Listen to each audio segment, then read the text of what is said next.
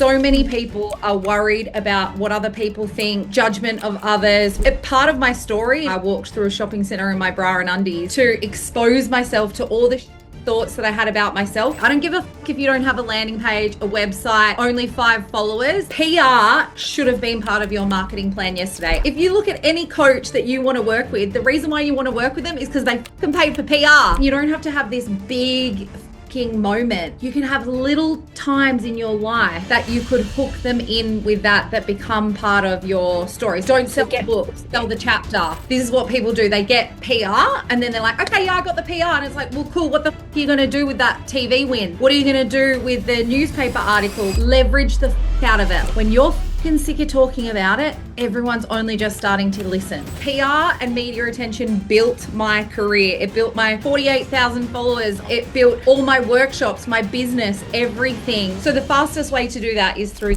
We are live. Hello, guys. How is everyone going? Super excited to be here with Heidi, who is, I would say, like a mentor and a friend, and she is responsible for me being on TV last year and a lot of the media that I got last year. I'll take this off because I can't see. She's just an absolute badass when it comes to pitching, storytelling, PR, how to market your PR, how to get in the media, all that stuff is her jazz. And so we're going to talk about today how to get into media. She's going to give you some tips, some strategies, some really cool stuff to help you guys be able to do this, and also mistakes to avoid and lessons. But first, before we get into it, Heidi, would you like to introduce yourself and also let everyone know like why media, like sell us on why media? Should I grab my microphone? Hi. No, it's actually not on, but not working. Oh, well, you did a great you did a great intro. But for those who might be thinking like, well, okay, so she does PR, she helps tell the stories.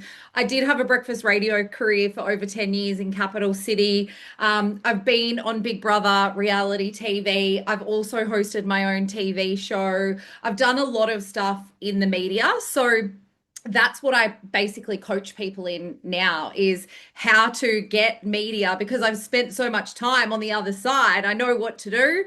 And I'm also a mum to Memphis who's 6. I'm a wife and a awesome fucking human to my hubby Griffo. And I spend most of my time on Instagram at _ Heidi Anderson, where I get naked, metaphorically. Not really. I'm pretty But sure yeah. sometimes I have seen some nakedness. Well, I strip down into my bra and undies because I think to get things started right with PR and that means public relations, by the way, getting media attention is PR. But for a lot of people I know, they're so scared to be seen. So many people are worried about what other people think, judgment of others. We get in our head, like, when you're putting yourself out there like you did on TV, there is going to be people that fully see you. And so that's why I kind of take off the clothes and it's kind of a part of my story. And if you decide to stalk my website, you can. I share my story there, how I walked through a shopping center in my bra and undies, basically to expose myself to all the shitty thoughts that I had about myself, but also everyone else's. Because when you can be seen in that arena and like, do you know what I mean? Be fully Yeah, seen, then you can do whatever the fuck you want in life. And, you're not held back by all this fear. So that's part of my story.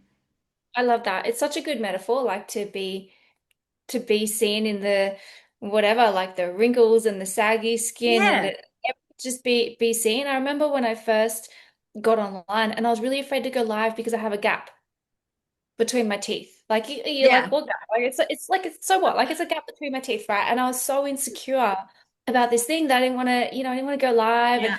oh, what angle can I make the no, no one sees me. So I think that might even be a really good place to start. I know we're going to talk about like you're so good at hooks and stories and getting in the media and all that stuff, but from my experience, right, the best hook is usually the one that we're a little afraid to put out there. Yeah. Yeah. And for turning up online and being seen and being real and vulnerable, not vulnerable for the sake of being vulnerable, but really sharing Yeah. the message that's going to have an impact that most of us are afraid to do that. So how do you even just get over that? To Well, Do you know what? I am no expert in that. I am fully healed and I don't give a fuck. Like someone came up to me in my hometown in Bathurst the other day. I now live in Perth and I flew home for Christmas. And it was one of the guys I used to pack smackos with, the dog food out at the dog food factory.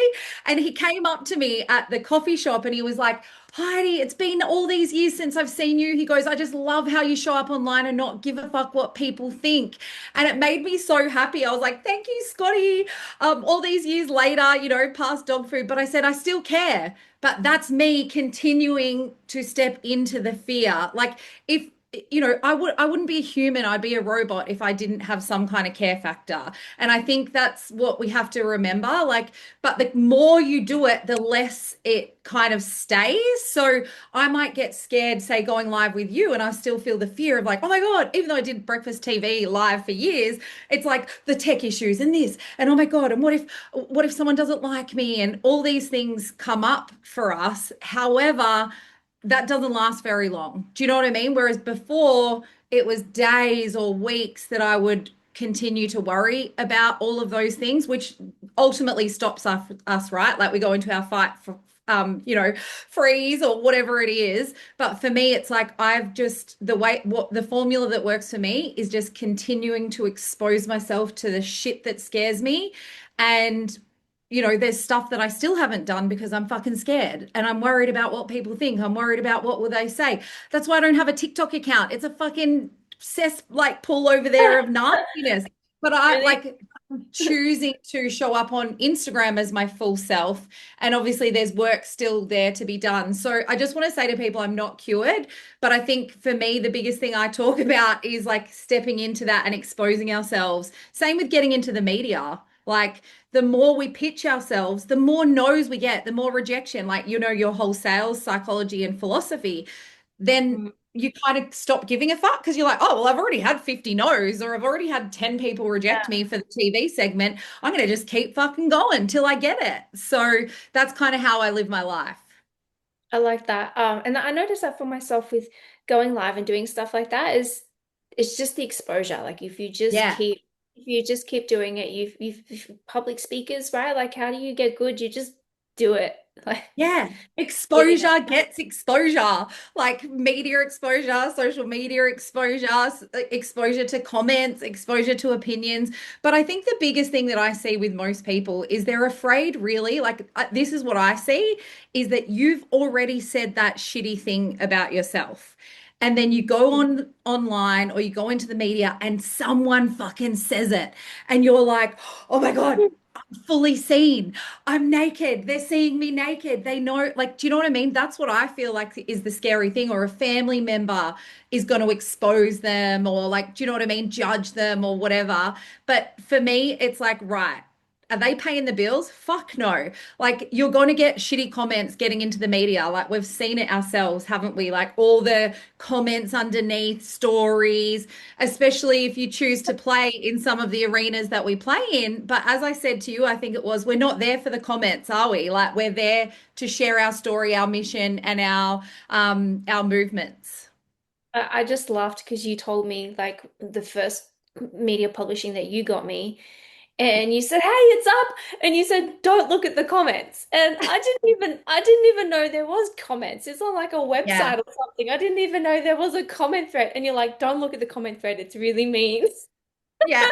Well, my thing is it's like on news.com, especially, which is a great place where we got you PR, where we got you media. The reason why I said there is because millions and millions of people click it every day. It's like the number one news source in Australia.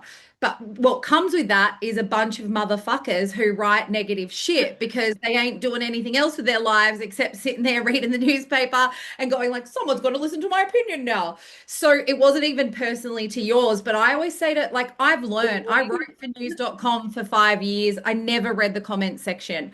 I've been a Yeah. breakfast radio host, a TV host. I learned very early that anyone who's commenting in there, it's probably not constructive. The people that I need to listen to are the people that I'm paying, the journalists, do you know what I mean? Like my boss, the people that I'm surrounding myself with that are mentors that actually have substance and know what they're talking about. Yeah. So I always ignore it, but you're going to get it wherever you go. People always have to have their, especially news.com. I'm actually gonna go and look for them and take screenshots just to be like, look, it's okay. But I did hear a quote once and I quite liked it. It was haters live in the comments and like buyers live in the DMs or something like that. It's Yes, like so the true. haters are in the comments, that's where they hang out. Like just let them hang out there and focus on the conversations and the more meaningful stuff that's coming from it. And it's funny because we can think because our brain is always looking for like this direct correlation, direct ROI. It's like I did that post and I got those comments, so it's bad. Yeah, We don't see the silent stalkers and we don't see the yeah, conversation that popped up months later from all of those posts in the DMs. We don't correlate that to the fucking yeah. to the And thing, isn't right? it? We just see the instant like negative thing and we're like, oh, I should stop doing that. Yeah, our brains are so interesting, aren't they? They like really make us work for the love in the world, don't they? You've got to really do the work.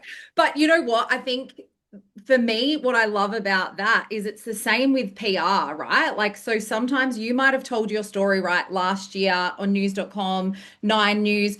In 12 months' time, you might actually hear from the media for them wanting to interview you again. So you think, okay, I've done my little stint of PR, I've shared it, I've leveraged it, I've done all this. And then all of a sudden they're like, hey, we're running a story on this. Would you mind to comment? So that's what I love about PR. It never stops. Like one of my girlfriends and one of my clients just recently, 2 years after we sent a pitch, they must have put it in the we might need this later file.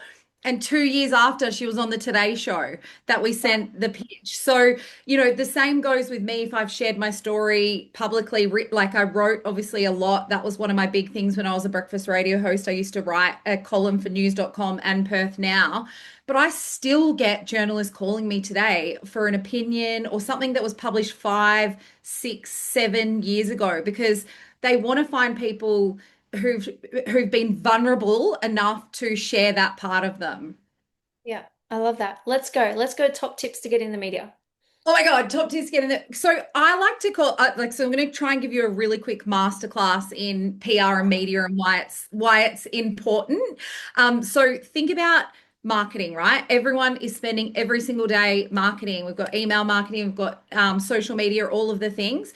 PR should have been part of your marketing plan yesterday. I don't give a fuck if you don't have a landing page, a website, only 5 followers. PR and media attention built my career. It built my 48,000 followers on Instagram. It built all my workshops, my business, everything. Like media is the way that I've used borrowed authority, if you want to think of it like that.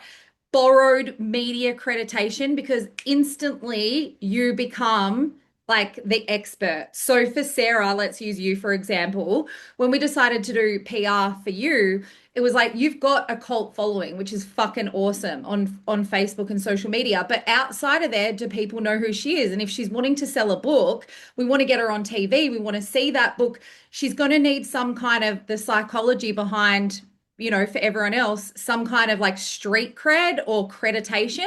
So the fastest way to do that is through the media. It's a fucking shortcut. If you look at any coach that you want to work with, the reason why you want to work with them is because they fucking paid for PR. Like that's the thing. So that's the way that I see it. Like majority of them, it's, they're buying like borrowed authority and that's a place for you to share, tell your stories, share your wisdom, your thought leadership. I like to call it public relations equals relationships in the public. And the reason why I think about it like that is when you're you're going to pitch yourself, you're ultimately building a relationship with the journalist, aren't you? Because you're sharing your story, you're sharing your wisdom. So that's the first relationship. The second relationship is the audience member on the other side. And then the third person is the audience member that you're building a relationship with when you decide to leverage it in your platform, so say Facebook or your website or whatever. So it is ultimately all about relationships. Like that's the way that I think it could be so simple, and it's so simple that your mum could do it. Like that's how I always think of it. I think we get stuck in our head. We like, I always say your first publicist lives in your own brain. And so overcoming that, where we talked about exposure and stuff, and then just thinking about it, like there's a fucking human on the other side. Like, okay, if I'm not ready to send a pitch in email because I've got all this structure that I need to have in my head, Well, send a voice message. Start following the journalists on Instagram. Buy the paper. If you want to be in the paper, like, why don't you go buy the paper for the next 7 days? Look in the business section, look in whatever section you want to be in. If you want to be on TV, go watch the TV intentionally. We don't, half the people that you're in your audience, probably Sarah, like me and you, we don't really watch media anymore. But you can be intentional. If you want to be on TV, go look on their Instagram. Like, what stories have they ran? What guests have they had? Who have they had on there with their books or whatever it is that you want to sell? Then follow the journalist and start thinking about building a relationship with them first. Then the other thing that you want to think about when you're building the relationships, you're stalking out the media platform. You want to think about when you're going to sell yourself in. If it's not a voice message or if it's not an email, could you get their attention by posting something in the post? Like one of my girls, she has a whole concept around breadcrumbs. So she's going to send them like a bunch of breadcrumbs and like, lead them back to, hey, there's an email in there all about how this philosophy that I have. So straight away they'll get that in the post and they'll be like, okay, well, fucking half those emails I deleted. But this girl, she really stood out. And so thinking outside the box is a big thing that I say. And like we talk about that in marketing anyway, don't we? Like it's everything that you do in marketing, but you're selling into the media. So how can you get their attention? How can you build relationships with them? And how can you not bury the fucking lead? So let's use one of my clients, for example, just the other day. It's the most recent reel that I just posted. She pitched for my shit show live stories, which is what you spoke on in Sydney. And when she pitched it in, the hook that she said was something along the lines like, I used to smoke meth in my bedroom, and then my husband was in jail. And now she's like a coach and a kinesiologist and all these amazing things. And straight away you're like, oh my God, like what the fuck? How is she a drug addict? Like, what do you like? You want it? Is she still with her husband? Like all these things straight away. And when she spoke on the shit show live stage, instantly I was like, this is such a beautiful story of this huge transformation, this detour her life took where she went down the road of drugs with her partner. He ended up in jail. They got these beautiful fucking kids who were all there sitting in the audience listening to this story. And I'm like, this is a story like you want to hear. Like, how can you go from that to that, but then be the extraordinary human that you are today? Well, that's part of your story. So I said to her, why don't you pitch that in to Mamma Mia, which is the number one women's publication in Australia. 7.5 million women read this every month. So sharing a story there. She sent in the hook, like, I smoked meth in my bedroom. And instantly they opened the email. And now she has the potential. She was published. She shed the shame that she'd carried for so long. She was like, I can't hide that. Like, it's part of my story. And so we did it in this really beautiful way. But using the headline, that's not the whole fucking story. There's so much more to the story, but she got to write that in 700 to 800 words. And yeah, she put herself out there and now she's telling this story all on podcasts. So I think remembering the headline is a really important thing. It's going to spark curiosity for them to open the email as you're building the relationships and connecting and thinking outside the box. So that's pretty much a masterclass in PR in That under was 10 minutes. that was a lot to take in. So, first thing that stood out to me that hopefully, if someone can write this down in the comments, I thought this was just a really great way of thinking about it, right? Public relations equals relationships in the public. I really liked that. So write that down. And then you did say Or like stalk the crap out of the media. So stalk the talk crap out and of the media, research. Yep. research them. Um, the hook. So thinking about the Yep. hook. Try something different. You said try something different to get their Yep. attention. What if, like, that girl had she had a really cool hook, an interesting story? What if you don't feel like you have a good hook or an interesting Yeah, story? I hear it all the time. I'm boring. I don't have a sob story. I don't have this. You don't need to have clickbait to get in the media. Like that's the Yeah. honest truth. If you have something, you do have to have at times an interesting part about you or an interesting positioning or an interesting angle. You do have to be talent. Sarah, you were amazing on TV. Like I said that, I was like, you were so grounded and you held yourself and and they would have been able to see that before they got you on TV. They would have been able to look at your stuff and gone, oh, she is what they would call talent. So they know that, and they're always going to check your social media. So what was the question again? Sorry, my brain was like trying to That's explain it with okay. a So like, and then what I do you got do if you don't have a good hook? Like, Oh how do yeah. you? So like this is the thing, right? Like you don't use ChatGPT to like actually write the hook and then send it because they're all the fucking same from this to this. Like use it, but then put your example in it. So a great example is one of my clients, she's got a book recently and her book's like from life purpose and this and that. And I'm like, okay, that's fucking broad. Like everyone has a life purpose that we know of in the coaching industry and all this stuff. I'm like, but what was your story? When you had Lyme disease, I couldn't walk for X amount of months, but now I do this. So, do you know what I mean? You don't have to have this big fucking moment. You can have little times in your life that things have happened that you could hook them in with that become part of your story. So it's like we've all got a book, right? Yeah. Don't So sell the get book, sell specific. the chapter. Yes, I love that. Write that down, guys. Don't sell the Yeah. books chapter. So get Yeah. specific. 'Cause we've all been through things, right? Like you were talking about Yeah. that you just then. And I was like, oh, I overdosed on antipsychotics once. That could be a hook, right? Like Yeah. that Like, chapter. Um, yeah, because like people and go through your book and like I've got it as one of the projects on my chat GBT where you can pull out the different chapters and then pull a pitch from that. And then that might you might be able to turn that into an article. So I think the thing is we have all of this wisdom. So when I went to your website, when I was looking for stuff around you, just even the way that you did sales and how you got into sales and how you didn't make any sales for all that time and then now you make sales through Facebook groups, like that is a story in itself. Do you know what I mean? That it's not like a big fucking sob story or anything like that. That's another part of your story, but when you're like so I think sometimes we get caught up. That's your philosophy, that's your thought leadership, that's your wisdom. So yeah. it doesn't have to be about how I hated myself and I had anxiety. It doesn't have to be how Nerida couldn't walk for all this time or you had a psychotic episode. It could be like literally what you fucking teach in your in your containers, in your book, like one of the chapters, like that's the stuff that we want to hear about as well. And then to get them to open it, how could you just sell it a little bit differently, like you have to do on social media? Yeah, I like that idea of because you're just getting more specific, like you're just drilling down. And I think we struggle with that in general, not just pitching, but in marketing. We're so Yeah. out there and vague, right? And it's the big vague doesn't pull anyone in. So if you want to hook someone for a story, for a piece of content, for a workshop, for an event, like you can't be out there big and vague. We need to drill down to Yeah. specific specificities. And so that's a really, really good tip. I hope you guys wrote that down. Sell the chapter, not the book. Okay. Yes, write that down. And yeah, sorry, I go 100 miles an hour, so you never can watch me on two times speed either because I'm like, It's all good. We're at perfect speed. We're like together at the same speed. So it's perfect.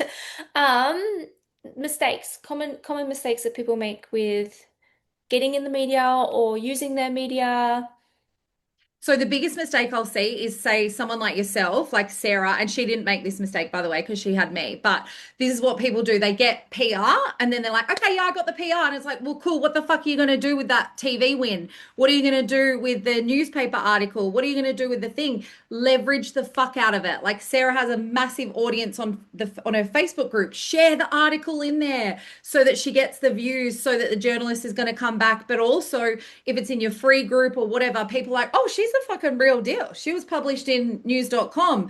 Screenshot behind the scenes of you going live on TV, share the actual footage, and this will never get old. Like, continue to share it. Like, you could make 10 different reels about your one appearance on TV and like going behind the scenes and sharing little bits of it. Like, leverage the fuck out of it because honestly, most of the people, when you land on TV or you land in a newspaper article or whatever, really are our ideal clients probably sitting there?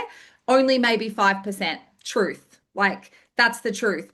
but we're borrowing the media accreditation to plaster the fuck out of all over our platforms ourselves so that the psychology is like, oh fuck, she's someone. Like she knows her shit. Like she's been on this, she's been on that.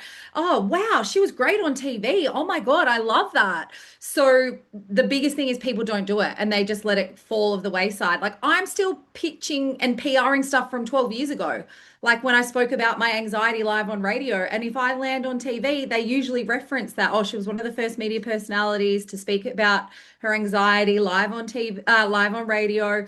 Like that still gets hits. I still get, do you know what I mean? So leveraging is like a massive mistake that people make. And then I think not being themselves and burying the lead. So like, it's kind of like when you're writing an article, right? Or think of it like this. Usually you tell a story, then you'll find the title of the story. That's how I like to think of it. Like, so most of us sit there on social media going, what's the hook going to be? How am I going to hook them in? Because you're starting with the hook. The hook will usually come after you've told the story or written the pitch, and then you pull that out. Oh, that's the fucking juicy bit, and then move that up to the top. So Mm. that's another thing that people do. I do it too. I'm not fucking perfect, by the way. I'm really good at seeing other people and like what, what they're not doing. But sometimes I do it too because I get in my head and cock block myself. So those are probably the biggest things. And then I spoke about relationships, not nurturing that relationship. Like you have a relationship with the girl at news.com now. Can you go back to her for another story? Like, do you know what I mean? Oh, hey, it's Sarah. Like, do you know what I mean? Or sending her a little thank you afterwards, which I know you did, or a little gift, or I mean, they don't love gifts because it can be seen as like buying your way in. But I sometimes send my book to them, like, just as a thank you. So I think, like, yeah, those are probably the things that people don't do. I like that. I like that. Leverage, guys, capital letters, like Yeah. in the comments, just write leverage. And even as you were Leverage. saying that, I was like, oh, I could be doing so much more because I'm like, it's not in our group. Yeah, It's I on my know. Instagram and my website, and I posted a few times, but I'm like, I should probably put it in the group. Yeah, and Um, it should be like it should look on your landing. So on my front page of my website, it's an old interview. It was from 4 years ago, but it was a 10-minute segment on Channel 10, me, my bra and undies. There's women all behind me. So straight away, if people go to my landing page, they're like, oh, fuck, she's a vibe. Like I've got my humor in there. I've got like, that's the main thing. Straight away, that's like, fuck, like tells part of my story. You've got yeah. your story like on your book selling page, that should be on there. And then, Yeah. as seen in all that kind of stuff. And then how can you continually, like that's marketing, like you could do the Facebook ads with that, like, everything. And I think we think like we need to always be coming up with new content and we don't realize like not everyone sees every post and we get value from hearing it again. Like I have Yeah. heard you share how you were like the first person on TV to talk about their mental health. I've heard you share that so many times, but I wouldn't have remembered it if I only heard it one time. Yeah. Yeah. And this is the thing. It's like a connection thing, isn't it? And like straight Yeah, away then, like you kind of like need to keep getting those reminders and then that connection solidifies between the two people and I'm like this is Heidi, like this is yeah. her, but I wouldn't have got it from just like one post. So Yeah. Do you know what my radio boss always used to say to me? Because I used to have to sell events on the like you think when you're on the breakfast radio show, you're on there for 3 hours. We've got big events we're selling. This is why I know guerrilla marketing, stunts, like everything, getting people to listen, thinking outside the box. But he used to say to me, when you're fucking sick of talking about it, everyone's only just starting to listen. And yeah. I'm like, and starting to get it. And I'm like, so I remember that on social media as well. Like you've got to continuously talk about your events, continuously talk about your programs, like continuously, talk about your story. One thing I did just before Christmas, which was like, I forget some of my stories too, but I created this little bot before Christmas and I actually started it because it prompts you with questions. And the question was like something like, what was a hack that I have? And I'm like, oh, the hack that saved me and my hubby like from divorce, which wasn't just our podcast, but also just giving ourselves headlines like, hey, this is how I feel. This like in a headline. Nope, I don't need you to talk. Just give me a hug. And then it pulled out a whole pitch. I pitched it in 10 minutes and then it got published in Mamma Mia. So sometimes we're too close to it. Yeah. To like, do you know what I mean? Sometimes we need to zoom out and be like, That so was maybe, super specific, right? That was just like this little hack that you have with your yeah, hubby, thing that you do in your day. And yeah, just hearing that, I'm like, that's so, it already sounds like it would be so impactful, but we don't even see those things in our yes. day, right? Yeah, well, this is what you have to remember, right? And like, I could give you guys 50,000 ideas around PR, and like, I get so fucking excited because it's like in my blood. But sit there and just write out like your hacks, like that you have, like write out, the conversations that you're having with your friends that you're getting really fucking passionate and opinionated about. Write out the DMs that are coming to you from clients and like the same problem, because that would be a great thing for a business publication, right? Because if you've got the problem that solves it, then you know that everyone's talking about that. So just spend some time, or you don't even need to fucking write these days. You literally just talk it into, chat AI and it just pulls it out for you. But again, the biggest thing with that is in the media, they're going to see like how much everything is AI. So fine to talk it in, but just make sure you put the specifics in of your stories and your hacks. And yeah, another thing that I do, like I said, I could tell you 50,000 things, is a timeline. One of the things I get my clients to do in my program is I get them very early is intention. Where do you want to be? Why do you want to be there? Like just find one really intentional thing about PR, but then timeline your life.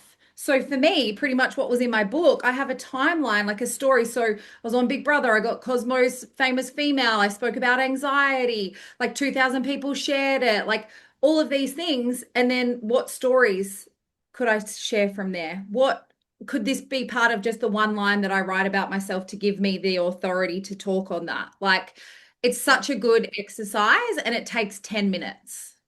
I love that. I love that. So, Yeah. so good. Do you have anything for us, anything to help people get in the media or improve their media or anything like that? Yeah. Oh my God. Like I got so many things because I'm working on my digital products in 2026. I do have a program, Pitch Like a Publicist, that, if you want to know more about that, slide into my DMs at _ Heidi Anderson. But I do have this, I've built a bot that's called the Story Finder. And I've got to just get the link to you. But basically, what you do is you go into the AI chatbot called Story Finder and it will ask you questions and you'll find out what kind of storyteller you are for you to tell your first story. So it might be that you're an expert and you need to just step into that expert status. So it's like a little quiz. It might be that you're vulnerable. So it's like, well, this would be a great place for you to share your story. So we're not trying to do it all at once. So Mm. I'll send you that. And then also for anyone who has podcasts or they run groups like you, Sarah, I have this, it's a freebie. Both of those are freebies. It's called Podcast to Media. And what you could do today is it gives you the steps in how you can transcribe this, turn it into an article, and then pitch it to a publication. So I'll send you those two links and then you can send it on to your amazing peeps. Amazing. So type, if you guys want the story finder, type bot, B-O-T. And if you want the podcast to media, then just type media and I'll hopefully remember what both of those things are. I mean, I'll Heidi's got so many names, remember. so it's all good. We know what they are. So type bot or type media. But any final tip or message that you want to give people when it comes to like getting in media and using media? I think the thing to remember is it's a shortcut. Like, so you could spend the next 5 years creating content and creating content and creating content. The media can fast track your success. So, like I said, most of the people that you're buying from, they've had some kind of PR and media, whether they've paid to be in Forbes or they've, paid a PR person and then they've got them the PR for a TV, whatever it is, because they know the importance of it. And I think that's what I would just say. It's like, when you think about it as it's part of your marketing plan, it's about relationships, connection, and thinking outside the box. It gets to be easy. And I just want everyone to know that their story and what they're doing, their mission and their thought leadership, we need that in the world. And the final thing is most journalists are overworked, underpaid. They're looking for stories. So you're not fucking annoying by sliding into their inbox. You're actually doing them a service. And when people hear that, they're like, oh, okay, like you're making their job easier. So that would be my final thoughts. I think I probably have about 50 things that I want to go back and write, write down and take note. Starting with I'm not leveraging my media enough. Leverage, guys, leverage media. But this was so good. So thank you, Heidi. I really appreciate it. If you guys want the bot, comment bot. If you want the how to the podcast media pitch thingo to make your media pitch, just type media and I'll get the links of Heidi and I'll get them in here. But thank you so much. Really appreciate it. And I love you. You're the best. Now go fucking leverage. bye.